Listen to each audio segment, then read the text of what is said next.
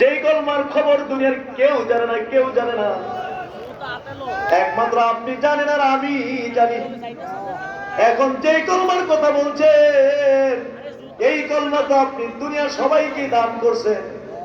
এই কলমার খবর তো সবাই জানে। আদম আলাইহিস সালামের কলমা ছিল লা ইলাহা ইল্লাল্লাহ, নূহ আলাইহিস সালামের কলমা ছিল লা ইলাহা ইল্লাল্লাহ, সমস্ত নবীদের কলমা ছিল লা ইলাহা ইল্লাল্লাহ। আমি তো একটা ভিন্ন কলমা চাইছিলাম, যেই কলমার খবর দুনিয়ার কেউ জানে না, আপনি আর আমি ছাড়া।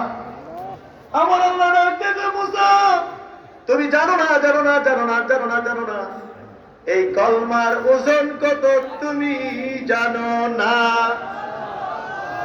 এক পাল্লার মধ্যে যদি সপ্ত আসমান সপ্ত জমিন তুলে দেওয়া হয়, আর এক পাল্লার মধ্যে যদি আমার এই কলমা যদি তুলে দেওয়া হয়, আমার কলমার পাল্লা ভারী হইয়া যাবে, আমার কলমার পাল্লা ভারী হইয়া যাবে। এই কলমা শরীফের জিকির করলে জীবনের গুনাহ মাফ হইয়া যায়। এই কলমা শরীফের জিকির করতে করতে একজন গুনাহগার আল্লাহর কাছে যায়। আসেন আরো কয়েকবার এই নিয়মে লা ইলাহা ইল্লাল্লাহ